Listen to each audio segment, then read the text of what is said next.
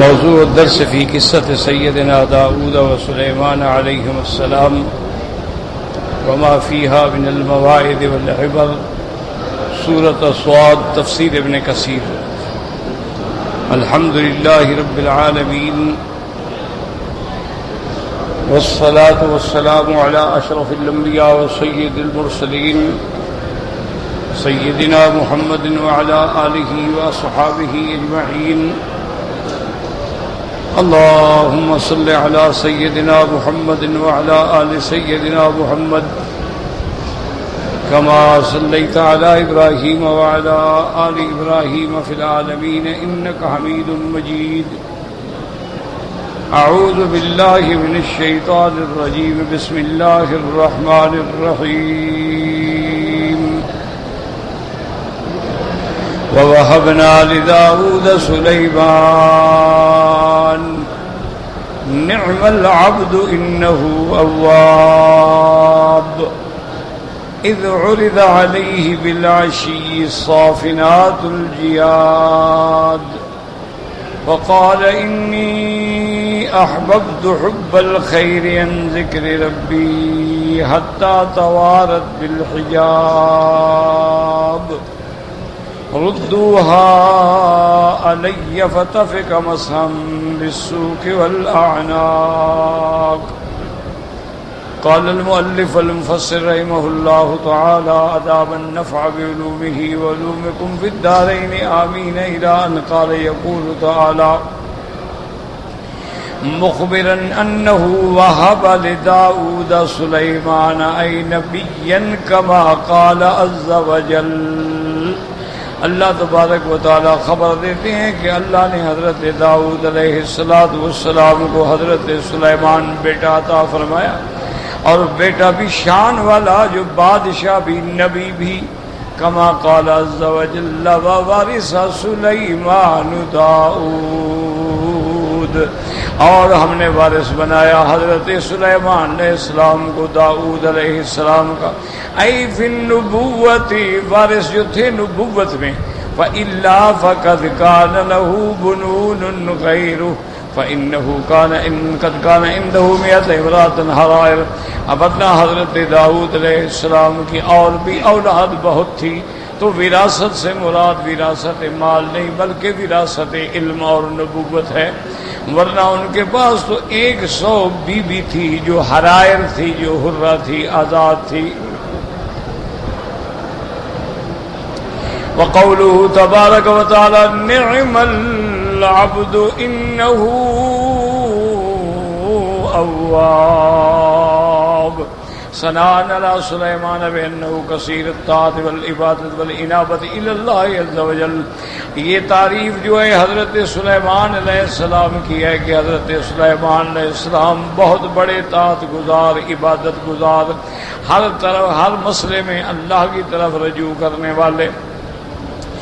قال ابن ابي حاتم حدثنا ابي قال حدثنا عمرو بن خالد قال حدثنا الوليد بن جابر قال حدثنا مكحول قال لما وهب الله تعالى لسليمان قال له يا بني ما احسن قال سكينة الله والإيمان قال فما أقبح قال كفر بعد إيمان قال فما أحلى قال روح الله بين عباده قال فما أبرد قال عفو الله عن الناس وعفو الناس بعضهم عن بعض قال داود علیہ السلام أنت نبي.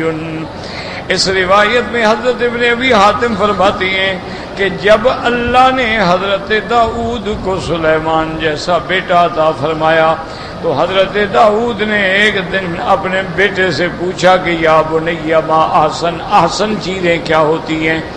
آپ نے فرمایا احسن یہ ہے. حضرت سلیمان علیہ السلام نے جواب عطا فرمایا کہ احسن یہ ہے سکینت اللہ والایمان، اللہ کی طرف سے رحمت ہو اور ایمان کی دولت ہو، یہ سب سے بہتر ہے. فما اقبح، اب حضرت داؤد نے پوچھا کہ بیٹا سب سے خراب چیز کیا ہے؟ آپ نے فرمایا کفر بعد ایمان، کہ ایمان لانے کے بعد بھی بندہ کفر کرے، ایمان لانے کے بعد بھی بندہ شرک کرے، ایمان لانے کے بعد بھی بندہ اللہ کو چھوڑ کے غیروں کو حاجت روا مشکل کشا سمجھ۔ قال فما احلا، تو سب سے میٹھی چیز کیا ہے؟ فرمایا روح اللہ بین عبادہ، اللہ کی مہربانی بندوں کے درمیان، یہ سب سے میٹھی چیز ہے۔ حضرت ابا نے پوچھا فما ابرد، سب سے ٹھنڈی چیز کیا ہے؟ قال عفو اللہ عن الناس وعفو الناس بعضهم من بعض، آپ نے فرمایا کہ ٹھنڈ یہ ہے کہ اللہ بندوں کو معاف کر دے اور بندے بھی ایک دوسرے کو معاف کر دیں، اگر غلطی ہو تو بخش دیں۔ قال داؤد علیہ السلام انت نبی، حضرت داؤد نے جب یہ باتیں سنی تو فرمایا بیٹا تم تو اللہ کے نبی ہو۔ وقوله تبارک وتعالی اذ عرض علیہ بالعشی الصافنات الجیاد، ای اذ عرض علیہ سلیمان علیہ السلام فی حال مملکتہ وسلطانہ الخیل الصافنات، کہ حضرت سلیمان علیہ السلام کے سامنے اعلیٰ نسل کے گھوڑے پیش کیے گئے۔ اس لیے مفسرین فرماتے ہیں کہ قرآن کی ہر چیز میں ہدایت ہے کہ بادشاہ کو بھی لازم ہوتا ہے کہ اپنے معاملات کا، فوج کا، اموال کا، ہر چیز کی خود نگرانی کریں، خود دیکھیں۔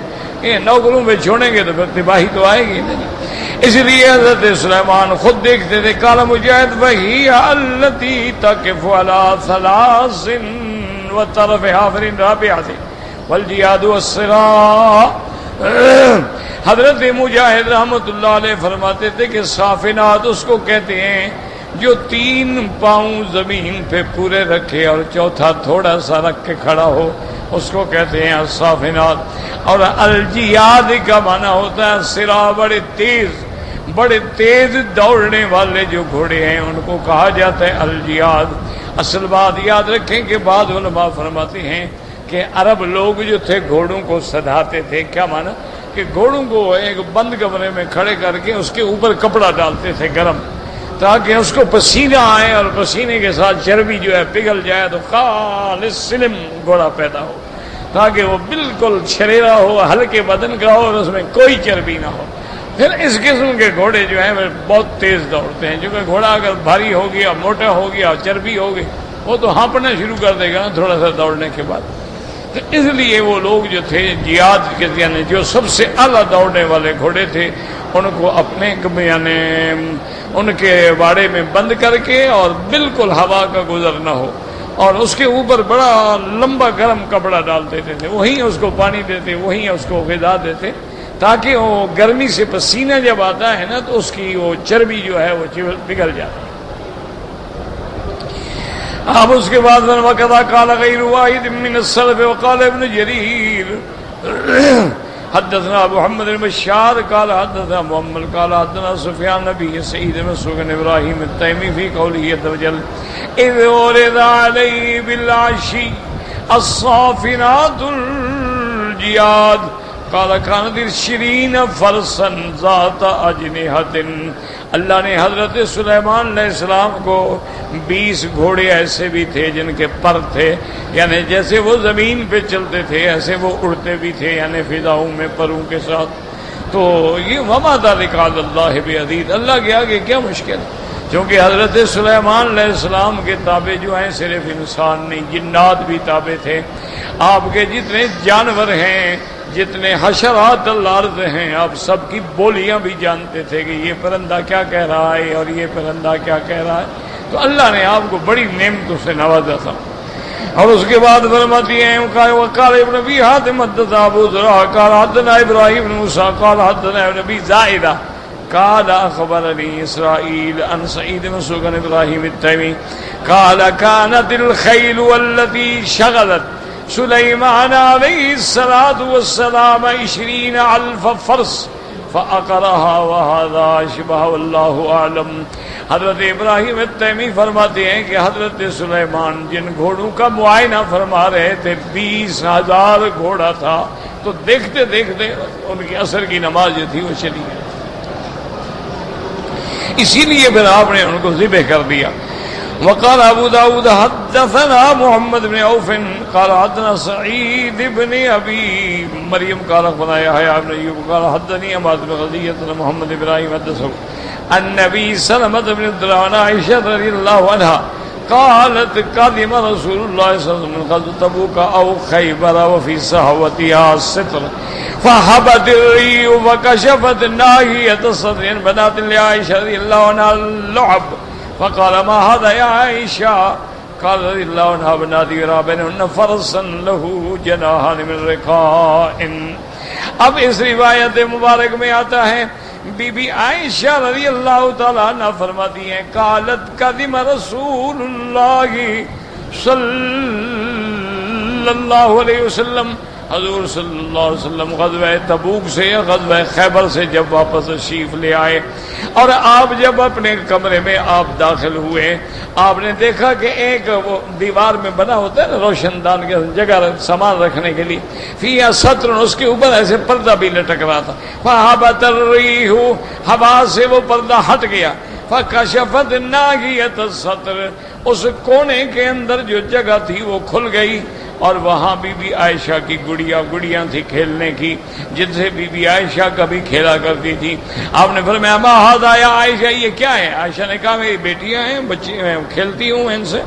قال رضی اللہ عنہ بناتی اور بینہن فرسا لہ جناحان من رقاء اور آپ نے دیکھا کہ ان کے اس کھلونوں میں ایک گھوڑا بھی بنا ہوا ہے کپڑے کا اور اس کے پر بھی بنے ہوئے ہیں. فقال ما هذا الذي يرى حضور نے فرمایا ما یہ کیا ہے درمیان کے اندر؟ قال رضی اللہ عنہ فرس نے کہا یا رسول اللہ یہ گھوڑا ہے اور کیا ہے؟ قال رسول اللہ ما هذا الذي عليه اس کے اوپر کیا ہے؟ قال رضی اللہ تعالی عنہا جناحان اس کے دو پر ہیں. قال رسول اللہ فرس له جناحان آپ نے فرمایا عائشہ یہ کیسا گھوڑا ہے کہ جس کے پر ہوتے ہیں؟ گھوڑے کے تو پر نہیں ہوتے تم نے کہا تھا گھوڑا بنایا اس کے پر بھی ہیں. قال رضی اللہ تعالیٰ عنہ سمیت ان سلیمان علیہ السلام قالوا خیر الاجنحۃ قال رضی اللہ عنہ وضحک حتی رأیت نواجذہ بی بی عائشہ نے کہا یا رسول اللہ حضرت سلیمان کے بھی تو گھوڑے تھے جن کے پر تھے میں نے بھی بنائے ہیں. تو حضور بہت مسکرائے ہنس پڑے حضور کہ بی بی عائشہ بہت ذکی تھی نا بہت عالمہ تھی اور بڑا مطالعہ بھی تھا اور اللہ نے بڑا فہم بھی دیا تھا. اسی لیے بڑے بڑے صحابہ بھی بی بی عائشہ سے آ کے مسئلہ پوچھتے تھے رضی اللہ تعالی عنہ. یعنی بعض مسائل میں جب اشکال ہوتا تو بی بی عائشہ سے مسئلہ پوچھتے تھے رضی اللہ تعالی. تو انہوں نے کہا یا رسول اللہ اگر حضرت سلیمان کے گھوڑوں کے پر ہیں تو میں نے بھی بنا دیے. وقولہ تبارک و تعالی فقال انی احببت حب الخیر عن ذکر ربی حتی توارت بالحجاب. ذکر غیر واحد من صرف المحسن اشتغل بأرضها حين فات فقصرات الأصل والذي يقضى بأنه لم يتركها عمدا بل نسيانا كما شغل من يوم الخندق صلاة التصلى بعد الغروب وذلك ثابت في الصحيحين من غير وجه. اب مفسر رحمۃ اللہ علیہ فرماتی ہیں کہ سلف صالحین سے یہی بات ہے انه اشتغل بأرضها جب گھوڑے پیش کیے گئے حضرت سلیمان ایسے مشغول ہو گئے کہ آپ سے صلاۃ عصر نماز عصر جو تھی آپ سے چلی گئی. حضرت سلیمان کبھی نماز نہیں چھوڑتے تھے. ہاں انسان عمدن کبھی نہیں چھوڑی. نسیان کے طور پہ ہو سکتا ہے یا ایسی مشغولیت ہو جائے مجبوری ہو جائے جیسے کہ حضور صلی اللہ علیہ وسلم خندق کے موقع پہ جب خندق کی کھدائی کر رہے تھے تو حضور صلی اللہ علیہ وسلم کی صلاۃ العصر کی نماز جو تھی وہ قضا ہو گئی اور آپ نے مغرب کی نماز کے بعد پڑھی اور حضور نے اس دن بڑی بد دعا کی کافروں کو اللہم املأ بیوتہم نارا یا اللہ ان کافروں کے گھروں کو آگ سے بھر دے جنہوں نے محمد مصطفیٰ کی نماز قضا کرا دی ہے. تو نماز ایک ایسی چیز ہے کہ عمدن اس کا چھوڑنا جو ہے امام احمد ابن حنبل رحمۃ اللہ علیہ اور شیخ الاسلام ابن تیمیہ اور شیخ الاسلام ابن القیم رحمۃ اللہ، ابن رجب حنبلی رحمۃ اللہ علیہ اور بہت سارے علماء فرماتے ہیں کہ من ترک الصلاۃ متعمدا فقد کفر۔ حضور کی حدیث ہے جو بندہ ایک نماز عمدن چھوڑ دے، جان کوئی مجبوری نہیں، کوئی بیماری نہیں، کوئی عذر نہیں، تو وہ کافر ہو جاتا ہے۔ اس لیے یہ تمام ائمہ فرماتے ہیں کہ جو بندہ نماز نہ پڑھتا ہو یا عمدن نماز چھوڑ دے وہ مر جائے تو لا یصلی علیہ، اس کا جنازہ بھی نہ پڑھو، ولا یدفن فی قبور المسلمین، اس کو مسلمانوں کے قبرستان میں بھی دفن نہ کرو، یہ کافر ہے۔ کافر کا کیا جنازہ؟ وہ فرماتے ہیں اس کا نکاح بھی ٹوٹ جاتا ہے۔ یعنی اب اگر مرد نمازی ہے، عورت بے نماز ہے، تب بھی نکاح نہ ہوا۔ یہ تو تین امام جو ہیں، شکر کریں کہ امام ابو حنیفہ اور امام شافعی اور امام مالک رحمت اللہ علیہم فرماتے ہیں کہ وہ بندہ فاسق ہے، فاجر ہے، اس نے ایسا گناہ کیا ہے جو کفر تک لے جانے والا ہے، لیکن کافر نہیں ہوا۔ کہتے ہیں ہو جائے گا لیکن ہوا نہیں۔ لیکن امام احمد بن حنبل وہ کہتے ہیں نہیں، فلاں وقت جس نے ایک نماز بھی چھوڑی ہے کافر ہو۔ اب خود اندازہ کریں کہ ہمارے کتنے مسلمان ہیں جو نماز پڑھتے ہیں۔ آنکھیں بند کر کے اپنے علاقے میں، اپنے محلے پہ ذرا نظر ڈال لیں کہ محلے کے کتنے گھر ہیں، کتنے آبادی ہے اور کتنے نمازی ہیں مسلمان۔ اسی لیے وہ پرانی بات ہے کہ حضرت عطاء اللہ شاہ بخاری رحمۃ اللہ علیہ فرماتے تھے کہ ایک دفعہ ہم تقریر کر رہے تھے کہ بھئی علماء کو ووٹ دیں اور ہمیں ووٹ دیں اور ہم بنیں گے تو ہم یہ کر دیں گے، ہم چکلے بند کر دیں گے، زنا بند کر دیں گے، شراب بند کر دیں گے، قرآن کا قانون بنائیں گے۔ میرے سامنے ایک بوڑھا، بالکل بوڑھا آدمی، سفید داڑھی تھی اس کی، اور وہ سر ہلائے اور ایسے جیسے مذاق سے ایسے دیکھے میری طرف۔ مجھے سمجھ نہ آئے اس بیچارے کو کیا ہو گیا۔ جب تقریر ختم ہو گئی تو میں نے بلایا، میں نے کہا بابا تم نے کیا یہ سر مارے؟ انہوں نے کہا میں تمہاری بے وقوفی پہ ہنس رہا تھا۔ جی کہتے میں حیران ہو گیا، میں نے کہا کیا بات؟ انہوں نے کہا اللہ کے بندے، جب تم زنا بند کر دو گے، شراب بند کر دو گے، جوا بند کر دو گے، یہ کھیل تماشے بند کر دو گے، تمہیں ووٹ کون دے گا؟ پاگل ہیں یہ تمہیں ووٹ دیں گے؟ یہی تو ووٹ دینے والے ہیں جو کھاتے پیتے ہیں، وہ تمہیں ووٹ کیوں دیں گے؟ ایسی تقریریں کرو تو سمجھو تم ہار گئے۔ اور دوسرا انہوں نے فرمایا کہ شاہ جی کیوں کب ٹکرے مار رہے ہو؟ ہر محلے میں چلے جاؤ، مسجد کے اندر نمازی بھی گن لو اور محلے کی آبادی بھی گن لو، جتنے لوگ مسجد میں نماز پڑھنے آئے ہیں یہ تمہارے ووٹر ہیں، یہ تمہیں ووٹ دیں گے، جو نہیں آئے ہیں وہ تمہارے مخالف ہیں۔ خود اندازہ کرو کتنا جیتتے ہو۔ بات ٹھیک ہے؟ اب اگر ایک شہر 10,000 کی آبادی ہے اور وہاں 2 مسجدیں ہیں، 500 بندہ بھی نماز پڑھنے نہیں آتا،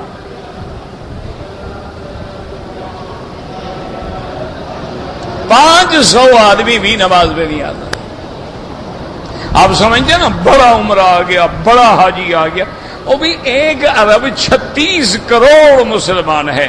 اگر سالانہ 20 لاکھ بھی آئے تو کتنی پرسنٹیج بنے گی؟ یہ تو 0.000 بھی نہیں بنتی۔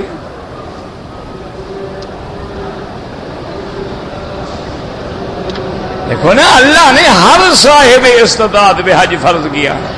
مثلاً آپ کی آبادی ہے 16 کروڑ، 16 کروڑ میں اگر 1.5 لاکھ درخواست ملی تو کیا ہو گیا؟ 16 کروڑ میں صرف 1.5 لاکھ آدمی امیر ہیں۔ یہ جو بڑے بڑے غدار پڑے ہوئے ہیں، خرکار پڑے ہوئے ہیں، ان کا پیسہ کدھر ہے؟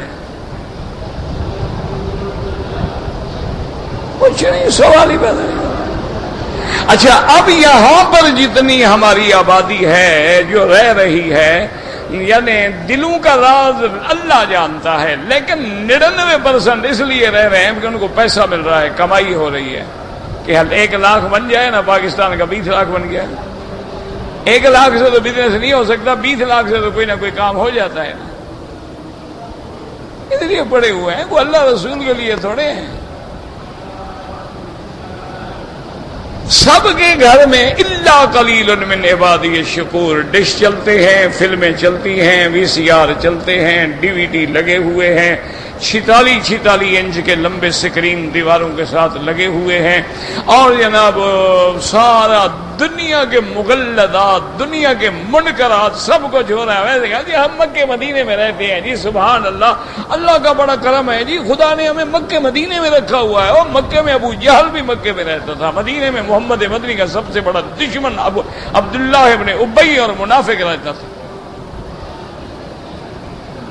وَمِمَّنْ حَوْلَكُمْ مِنَ الْأَعْرَابِ مُنَافِقُونَ مِنْ أَهْلِ الْمَدِينَةِ مَرَدُوا عَلَى النِّفَاقِ لَا تَعْلَمُهُمْ نَحْنُ نَعْلَمُهُم۔ اللہ نے فرمایا میرا مدنی کتنے لوگ ہیں مدینے میں جو منافق ہیں، ان کو ہم جانتے ہیں، آپ نہیں جانتے۔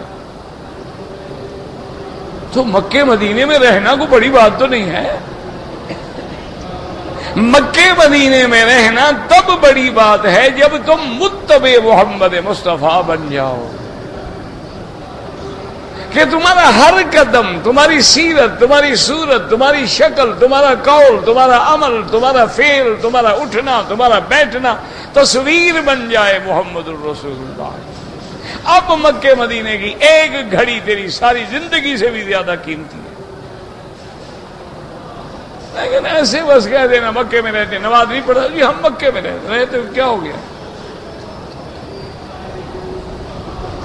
کتنے لوگ ہیں مسلمان تمہارے باہر بستہ لگانے کے لیے جماعت میں نہیں آتے؟ کتنے مسلمان ہیں تمہارے جب اذان ہوتی ہے سگریٹ لے کے لیٹرین بیٹھ کے اندر سے بند کر لیتے ہیں، جب تک نماز ہوتی رہے گی وہ بدبخت لیٹرین میں بیٹھا رہے گا۔ کتنے مسلمان ہیں جو دکانوں پہ کام کرتے ہیں، جب اذان ہوتی ہے شٹر کھینچ کے آپ اندر بیٹھے رہتے ہیں۔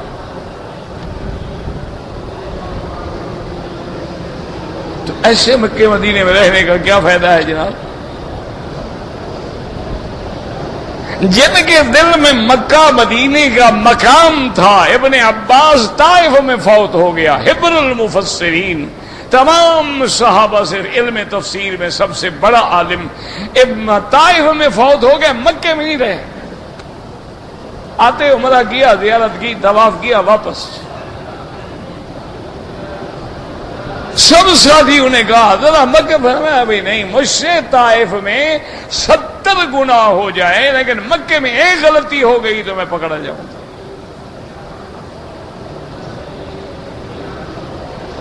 حضرت عبداللہ ابن عمر رضی اللہ عنہما جب عمرے پہ تشریف لاتے، جہاں اب مسجد عائشہ ہے جس کو تنعیم کہتے ہیں، وہاں حد حرم ہے، تو ایک خیمہ لگاتے حرم کے باہر، ایک خیمہ لگاتے حد حرم کے اندر۔ جب عبادت کرنی ہو، قرآن پڑھنا ہو، نفل پڑھنا ہو تو حد حرم میں آ جاتے، اور جب بیوی بچوں کے ساتھ کھانا کھانا ہے بیٹھے وہ حد حرم سے باہر نکل جاتے کہ حرم میں مجھ سے کوئی غلطی نہ ہو جائے۔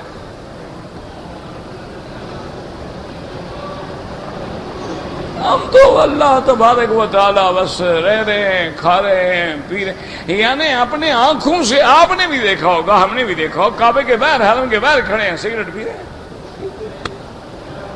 روضہ رسول اللہ اب تو بڑا انہوں نے حرم بڑھا دیا، فرش لگ گیا نا کہ وہ قریب آ نہیں سکتا، ورنہ عین روضے کے نیچے کھڑے ہو کے سگریٹ پیتے تھے۔ اچھا، پورے مکے مدینے میں نظر ڈالیں گھروں کے اوپر، ایک ایک گھر پہ 4 5 ڈش کے وہ لگے ہوئے ہیں جناب، بڑے بڑے انٹینے۔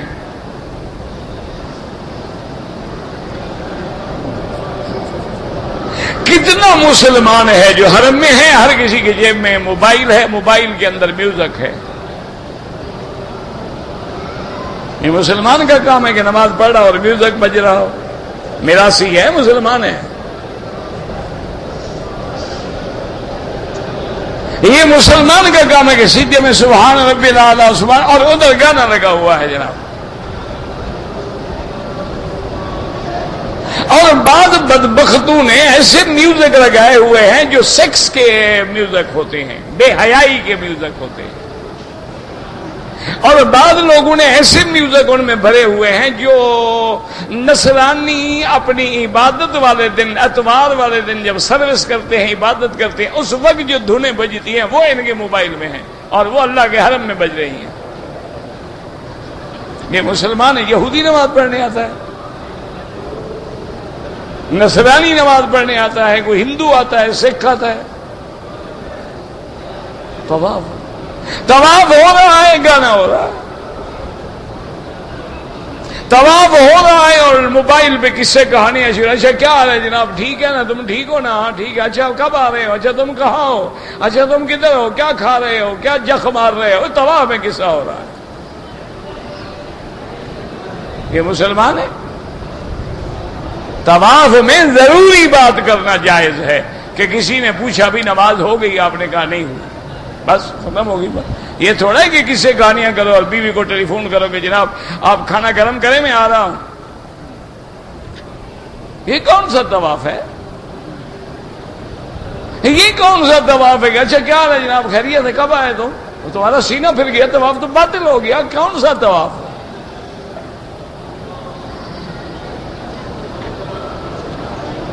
اچھا پیچھے اچھا تم پیچھے، تمہارے کتنے چکر ہیں؟ انہوں نے کہا میرے 3.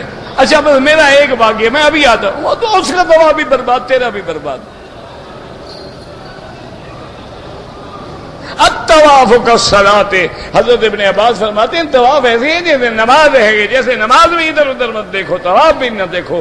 جیسے نماز میں سینہ نہ پھرے، طواف میں بھی سینہ نہ پھرے.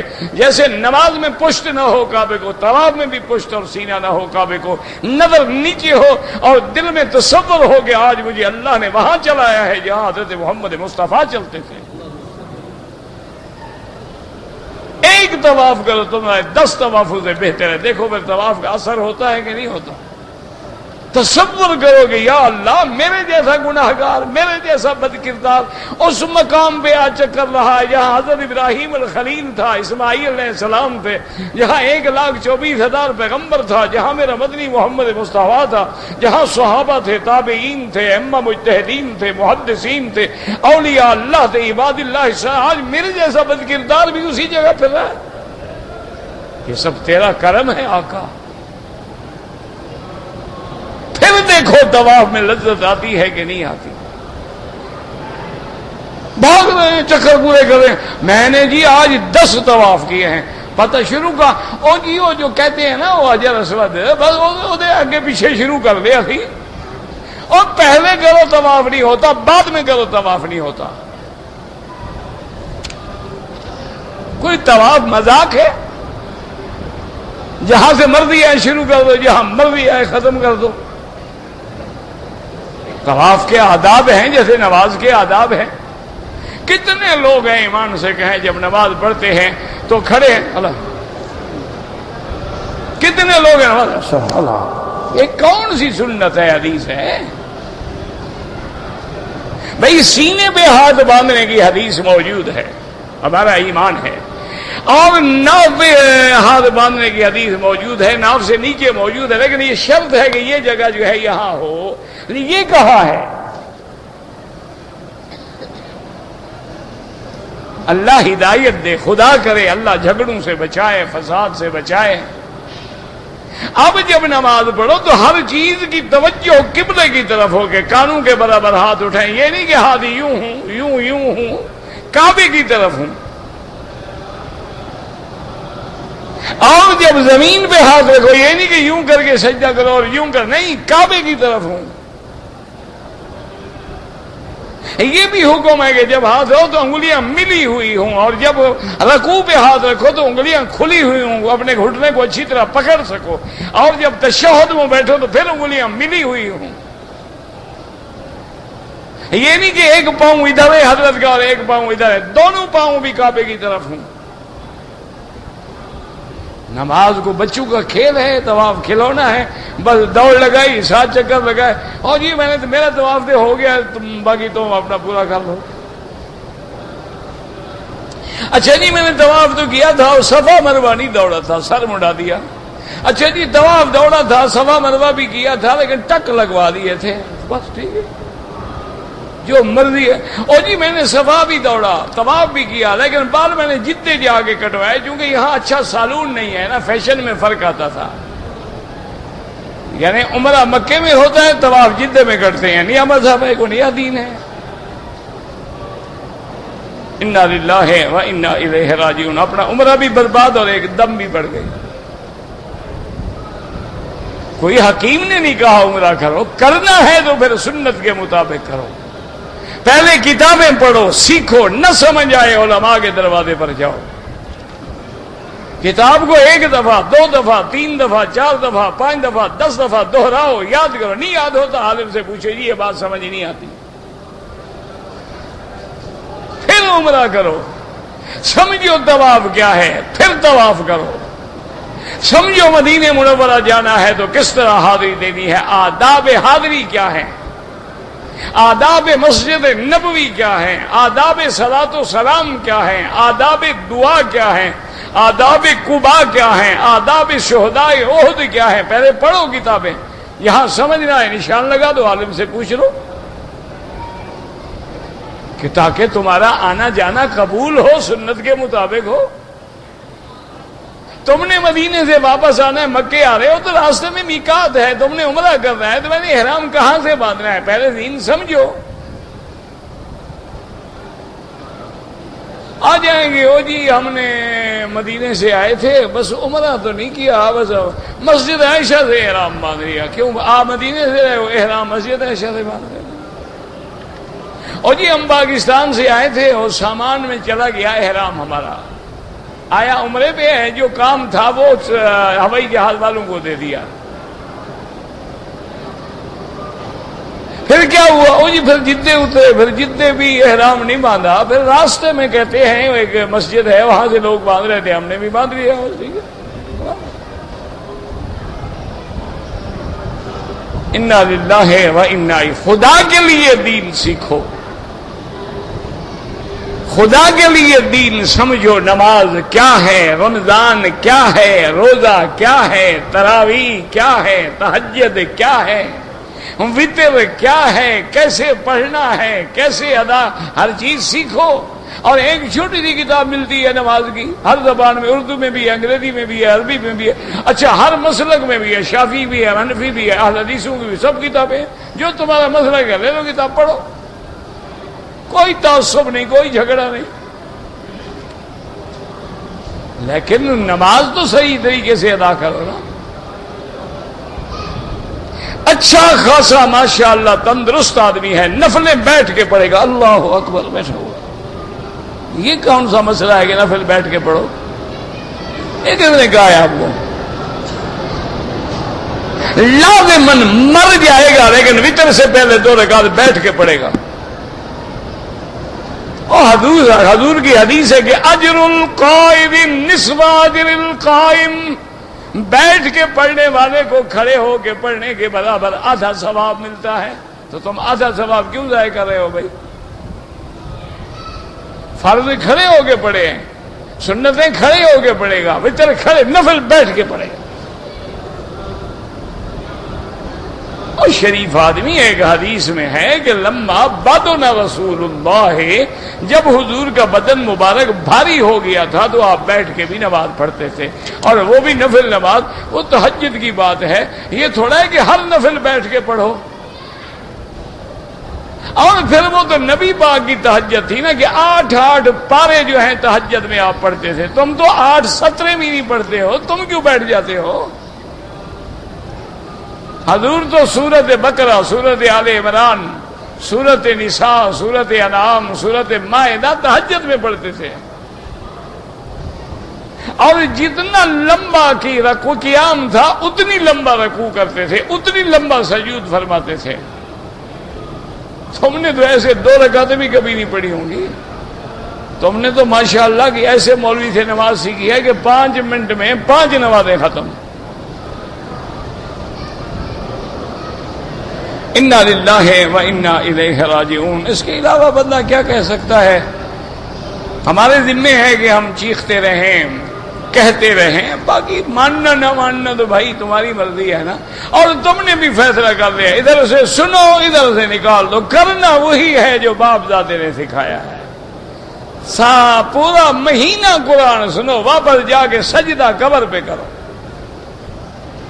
انا للہ و انا الیہ، پھر مکے آنے کی ضرورت کیا ہے؟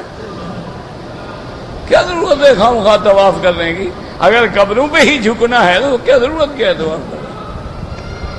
اگر آپ نے قبروں پہ سجدے کرنے ہیں، قبروں پہ عرس اور قوالیاں اور مجرے سننے ہیں، عمرے کرنے کی کیا ضرورت ہے؟ یہ کوئی تماشا ہے کہ کبھی ادھر بھی آ گئے کبھی ادھر بھی آ گئے؟ اس لیے فرماتی ہے کہ حضور صلی اللہ علیہ وسلم کی نماز بھی خندق والے دن ضائع ہوئی اور آپ نے قضا پڑھی اور مغرب کے بعد عصر کی نماز پڑھی۔ وذالک ثابت فی الصحیحین، اور یہ حدیث مبارک جو ہے بخاری اور مسلم کے اندر موجود ہے۔ ان جابر رضی اللہ تعالی عنہ قال جاء عمر رضی اللہ عنہ یوم الخندق بعدما غربت الشمس وجعل يسب كفار قريش ويقول يا رسول الله والله باقي تصل حتى قال الشمس تغرب وقال رسول الله ما صليتها قال فقمنا الى بيت النبي الله صلى الله عليه وسلم افصل سواد المغرب ثم صلى بعدها المغرب۔ اب اس حدیث میں آتا ہے کہ حضرت جابر رضی اللہ تعالیٰ عنہ سے روایت ہے، قال جاء عمر رضی اللہ تعالیٰ عنہ، حضرت عمر آئے رضی اللہ تعالیٰ عنہ یوم الخندق، جب سورج غروب ہو گیا، فجعل یسب کفار قریش، کافروں کو گالیاں دے رہے تھے جن کی وجہ سے ان کی نماز خراب ہوئی، اور آگے کہنے لگا یا رسول اللہ واللہ ما کنت اصلی حتی الشمس تغرب۔ انہوں نے کہا حضور میں نے تو نماز اس حال میں پڑھی ہے کہ سورج ڈوب رہا تھا۔ آپ نے فرمایا تم نے نہیں پڑھی ہے۔ اس کے بعد حضور صلی اللہ علیہ وسلم نے الابت ہانا، جگہ کا نام ہے، فتوضا نبی اللہ صلی اللہ علیہ وسلم، حضور نے وضو فرمایا، وضوءنا، ہم نے بھی وضو کیا، فصلی العصر بعد ما غربت الشمس، سورج ڈوب گیا تھا، حضور نے عصر کی نماز پڑھی، اور اس کے بعد پھر حضور صلی اللہ علیہ وسلم نے بعد میں مغرب کی نماز پڑھی ہے۔ وَيَاتَمُ نُكَانَ صَائِغًا فِي مِلَّةِ دَاخِلِ صَلَاةِ حضرت طالب۔ اب مفسر فرماتے ہیں یعنی نماز قضا ہو گئی، یاد رکھیں، کیونکہ عصر کا وقت جو ہے سورج ڈوبنے تک ہے، جب سورج ڈوب گیا تو نماز قضا ہو گئی۔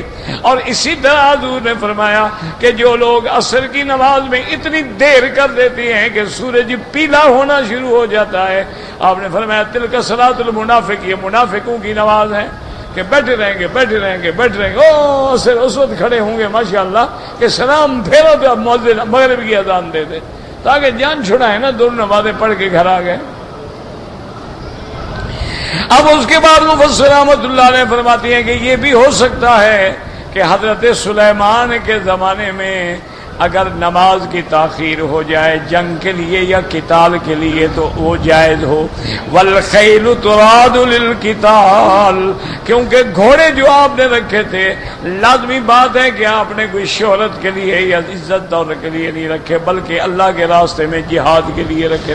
وقد ادعى طائفة من العلماء ان هذا كان مشروعا فنسخ صلاة الخوف، بعض علماء فرماتی ہیں کہ یہ بات جو تھی پہلے موجود ہماری شریعت میں بھی تھی، لیکن بعد میں جب حکم ہوا کہ حالت خوف میں بھی نماز پڑھو، دشمن سامنے ہے تب بھی نماز پڑھو، گھوڑے کی پیٹھ پہ بیٹھے ہو جنگ لڑ رہے ہو تب بھی نماز پڑھو، اشارے سے پڑھنا پڑے تب بھی نماز پڑھو۔ اس کے بعد یہ حکم جو تھا خوف من المذاہب الی ذلک فی حال المصائفۃ والمزائقہ، اے صلاتم صلاۃ اللہ کما فصل رضی اللہ عنہ فی فتح تستر وہو منکون مقبول غیر معول۔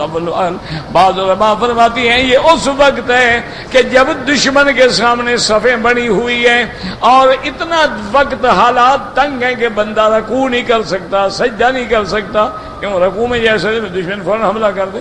تو بعض علماء نے فرمایا کہ نہیں، وہ پہلا بات جو ہے وہی حکم ہے۔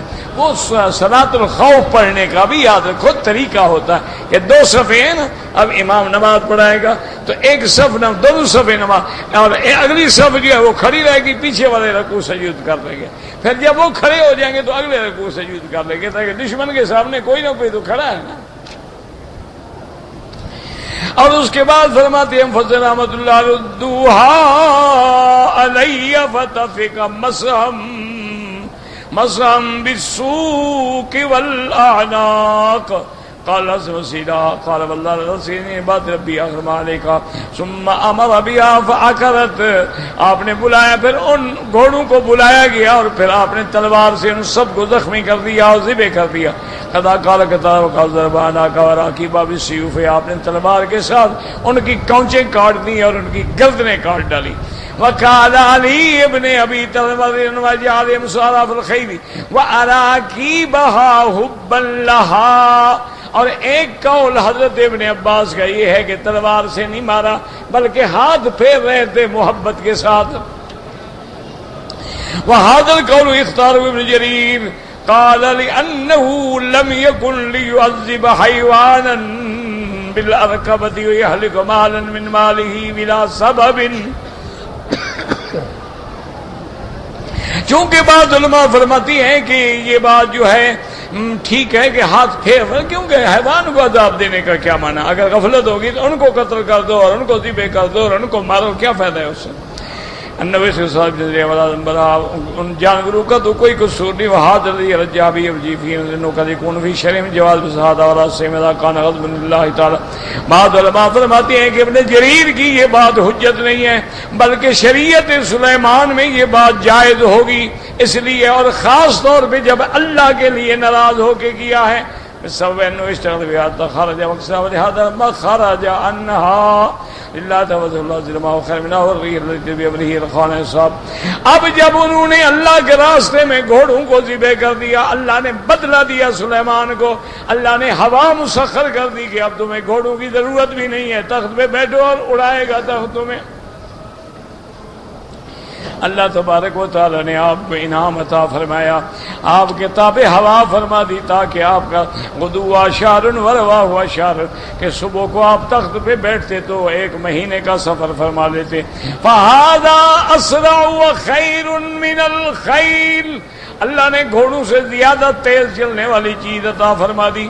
قال امام احمد حدثنا اسماعیل قال حدثنا سعید بن عبید نبی کتاب الدہما قال اکثر السفر یکسران الصبر ناول البیت قال اتینا على رجل من اهل البادیة فقال لنا البدوی اخذ بيدي وسلم يعلمني ما لم الله ذكر ان اراد شيء اتقى الله تعالى الا اتقى الله خير منه. فرماتے ہیں کہ ہم جنگل میں آئے، ایک بدو ملا تو اس نے ہمیں سنایا کہ حضور پاک نے میرا ہاتھ پکڑ کے مجھے دین سمجھایا. يعلمني رسول الله صلی اللہ علیہ وسلم مما علمه الله عز وجل. اللہ نے جو اپنے نبی کو سکھلایا حضور نے ہمیں سکھلایا. اور آپ نے فرمایا انک لا تدع شیئا اتقاء للہ. تم اگر اللہ کے ڈر سے کوئی چیز چھوڑ دو گے اللہ تمہیں اس سے بہتر چیز عطا فرما دیں گے. اگر تم نے حرام چھوڑا اللہ حلال عطا فرما دیں گے. جیسے حضرت سلیمان نے گھوڑے چھوڑے تو اللہ نے ہوا مسخر کر کے تابع فرما دی. اگر تم نے کسی عورت پہ نظر بد نہیں ڈالی ہے، نظر ہٹا لی، اللہ اس سے زیادہ بہتر نعمت عطا فرما دیں. تو کوئی چیز جو آپ اللہ کے لیے چھوڑتے ہیں اللہ اس کا بدلہ عطا فرماتے ہیں. واللہ اعلم.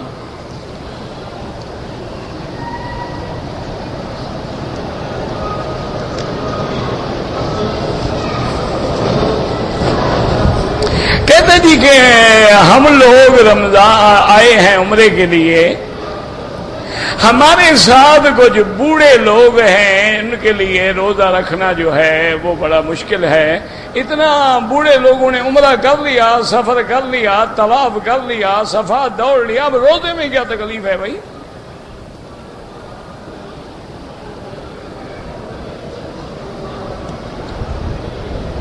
اور یاد رکھیں کہ مکہ مدینہ میں تو روزے کی مطلق تکلیف ہے ہی نہیں. اس کی وجہ یہ ہے کہ یہاں رواج یہ ہے کہ ساری رات آپ جاگیں گے، تراویح پڑھ رہے ہیں، نفل پڑھ رہے ہیں، دکان کھلے ہیں، بازار کھلے ہیں، دوست آ رہے ہیں جا رہے ہیں. صبح کی نماز پڑھ کے ایئر کنڈیشن چلا کے آپ سوئیں گے، آپ اٹھیں گے 12 بجے، وضو کیا، نماز پڑھی، پھر سو گئے، اٹھیں گے عصر ہو جائے گی. تکلیف کون سی ہے روزے کی بھائی؟ کون سا یہاں مسئلہ ہے کہ بوڑھا روزہ نہیں رکھ سکتا ہے؟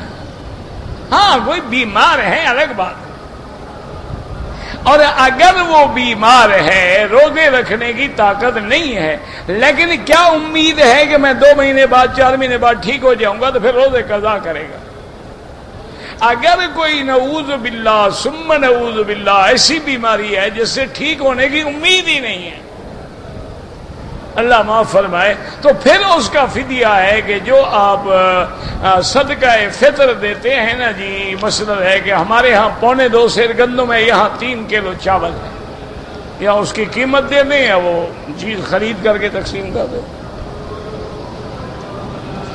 کیونکہ ان کا غذا چاول ہے، وہ چیز دی جاتی ہے جو یعنی غذا البلد ہو، جو چیز جس ملک میں زیادہ کھائی جائے.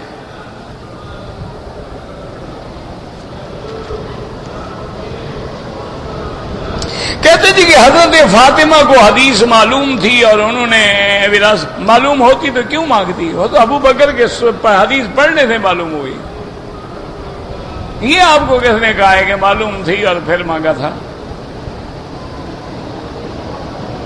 وہ تو ان کو معلوم نہیں تھی، معلوم ہوتی تو بی بی فاطمہ کیوں مانگتی؟ اور پھر مجھے یہ بتائیں کہ بی بی فاطمہ نے جب درخواست کی ہے میراث کی تو پہلے ابو بکر کو خلیفہ تسلیم کیا تو مانگنے گئی؟ اگر وہ خلیفہ ہی نہیں ہے تو مانگنے کیوں گئی؟ اور پھر مانگنے میں یعنی حضرت علی جو موجود ہے وہ کیوں نہیں آئے؟ انہوں نے کہا میں نہیں جاتا، تم جانا، تمہارا کام جانا، میں نہیں مانگتا. تو یہ تو بات واضح ہے کہ ان کو حدیث میں جب حضرت ابو بکر نے حدیث پڑھی بی واپس آ گئی، بات ختم ہو گئی. اور یہ تو وراثت کی زمین ہے نا. حضرت علی سے مانگا تھا حضرت فضل اور حضرت عباس نے، انہوں نے کہا کہ زمین جو ہے نا وہ ہمیں میراث کے لیے نہ دو، ہم جانتے ہیں نبی پاک کا میراث نہیں ہے، زمین تقسیم بھی نہ کرو، لیکن ہمیں کاشت کرنے کے لیے تو دو. حضرت علی نے دے دی. ایک فصل کاشت کیا، دونوں جناب ڈنڈے سوٹے لے کے آ گیا ایک سے لڑنے کے لیے. حضرت علی نے فرمایا پھر ابو بکر عمر عثمان نے ٹھیک کیا تھا نا، تم لوگوں کو نہ میراث دیا نہ کاشت کے لیے دی، لہذا چھوڑ دو زمین، بھاگ جاؤ، بس تم دونوں چھوڑ دو زمین. جو آتا ہے ہم ازواج مطہرات کو خرچہ دے دیتے ہیں، باقی بیت المال میں داخل کر دیتے ہیں.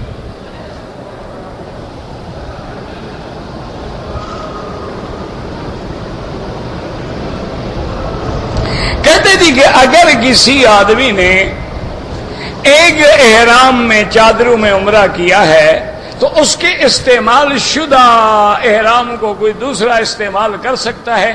کیوں؟ احرام استعمال کرنے سے، عمرہ کرنے سے پلید ہو جاتا ہے، گندا کام کیا اس نے. نہیں، آپ مجھے سمجھائیں کہ بھائی عمرے کرنے والے نے کوئی گناہ کا کام کیا ہے کہ وہ کپڑے پلید ہو گئے، اب دوسرا استعمال نہ کرے، اس کو 100 آدمی استعمال کرے.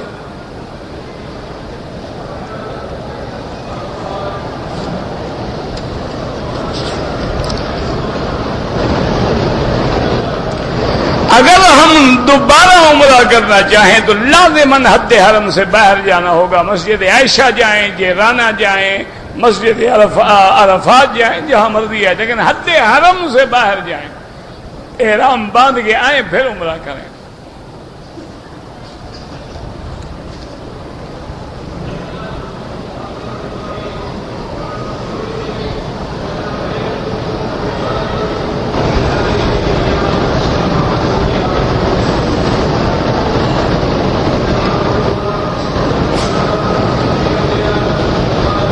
بہرحال گزارش یہ ہے کہ جب آپ کی بیوی نے احرام باندھا ہے تو اس کے وقت اس کو حیض نہیں تھا.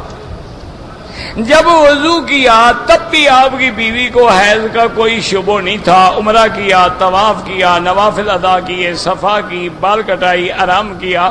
جب صبح کو تہجد کے لیے وضو کرنے لگے تو پھر میری بیوی کو حیض کے نشان کا شبہ ہوا. تو اس کا آسان حل یہ ہے کہ اب اگر حیض شروع ہو گیا ہے، جب حیض سے پاک ہو جائے ایک دفعہ طواف دہرا دے کہ یا اللہ وہ جو میں نے طواف کیا تھا ممکن ہے اس میں ایام کا وقت ہو تو میں دوبارہ طواف کر رہی ہوں، پھر کوئی دم نہیں ہے انشاءاللہ.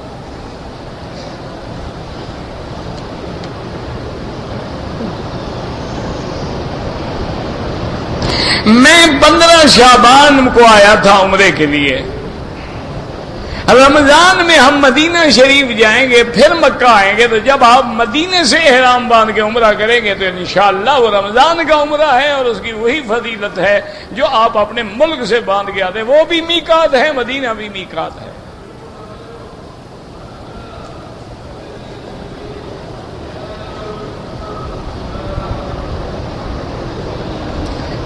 حرام کولا بعد میں گنجا کیا، مجھے معلوم نہیں تھا، تو کیا نہیں کیا گنجا، تو گنجا بھی کرو، ایک بکری بھی دو، پھر انشاءاللہ کبھی نہیں بھولے گا، یاد رہے گا ہمیشہ مسئلہ۔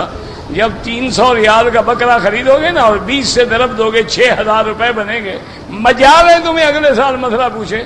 تم تو طواف کے بعد پہلے نہیں ڈھونڈتے رہو گے کہ کہاں ہے، جلدی جلدی میں نے سر منڈانا ہے یار۔ ایسے تو نہیں رکھا شریعت نے دم، اسی لیے رکھا ہے تاکہ دم دے تو دم نکلے۔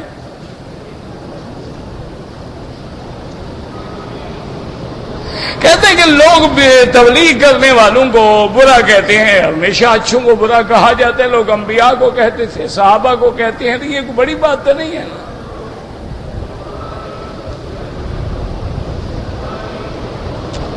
پتہ نہیں آپ نے سورۃ توبہ کیا سمجھا ہے۔ حلق جو ہے مونچھ کا اس طرح نہ پھروائیں، تھوڑی تھوڑی باقی رہے۔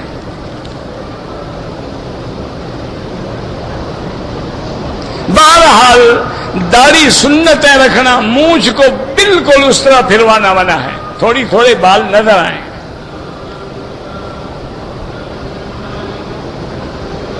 کہتے ہیں جی کہ ان ہمارے ہندوستان اور پاکستان میں جو دیوبندی اور بریلویوں کا جھگڑا ہے وہ کیسے ختم ہو، کوشش کرو، کر کے دیکھو کوشش، شاید اللہ مہربانی کر دے۔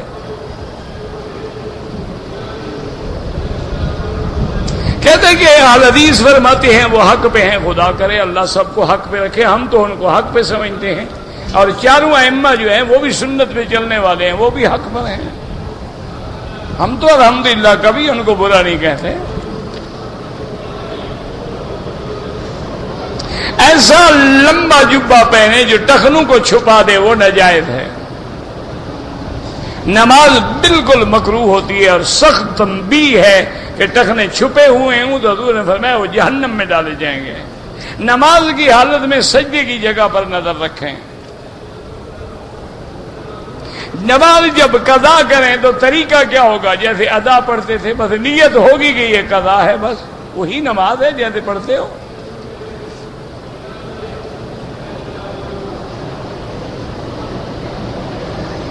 میں نے 8 عمرے کیے ہیں، پہلے عمرے میں نے بال کاٹے تھے ایک لڑکی نے، باقی 7 عمروں میں نہیں کاٹے ماشاءاللہ، تو ابھی تک آپ احرام میں ہیں۔ پہلے بال کاٹے، ایک دم بھی ادا کریں، دم ایک پڑے گی، اگر دم کی طاقت نہ ہو پھر روزے رکھو 3۔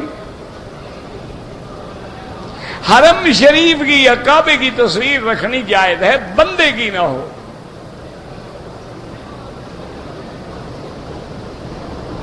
ایک آدمی حالت احرام میں ملتزم سے چمٹ گیا، کوئی بات نہیں، منع ہے کہ عطر نہ لگے، لگے تو دھو ڈالو۔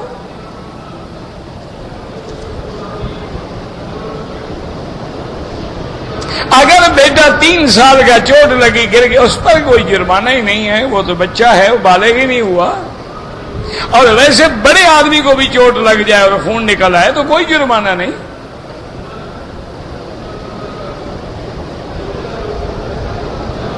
میں عمرے کے لیے آیا، طواف کے بعد جب صفا مروہ دوڑا تو پیٹ میرا خراب تھا، میں نے کئی بار وضو کیا لیکن ٹوٹ جاتا تھا، اسی میں صفا کر لیا، ہو گیا آپ کا۔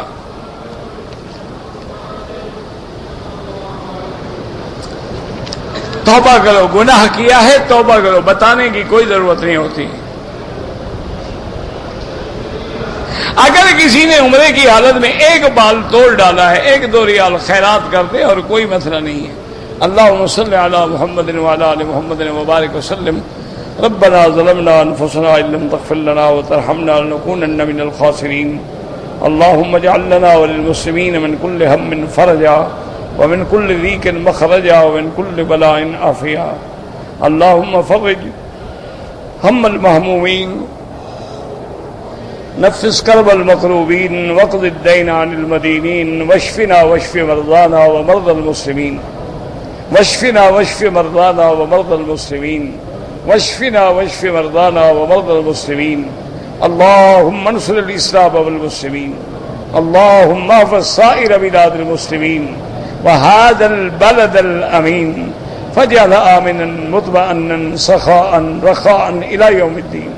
یا اللہ بیماروں کو شفا عطا فرما، یا اللہ بیماروں کو شفا عطا فرما، یا اللہ بیماروں کو شفا عطا فرما، یا اللہ بے حیاؤں کو حیا عطا فرما، بے دینوں کو دین عطا فرما، بے اولادوں کو اولاد عطا فرما، جن کی اولاد ہیں ان کو صالح بنا، یا اللہ جن کے گھروں میں بچیاں ہیں ان کے رشتے آسان فرما، یا اللہ بے روزگاروں کو روزگار عطا فرما، قرض داروں کے قرض ادا فرما، یا اللہ جن کے رزق میں تنگی ہے ان کے رزق میں اپنے خزانے غیب سے دروازے کھول دے، یا الہ العالمین اسلام کی عزت کا فیصلہ فرما، یا اللہ کفر کی ذلت کا فیصلہ فرما، یا اللہ مسلمان کشمیر میں ہیں، عراق میں ہیں، فلسطین میں ہیں، ہندوستان میں ہیں، افغانستان میں ہیں، عراق میں ہیں، یا اللہ شیشان میں ہیں، بنگلہ دیش میں ہیں، پاکستان میں ہیں، عرب میں ہیں، عجب میں ہیں، ان کی جان مال آبرو عزت کی حفاظت فرما،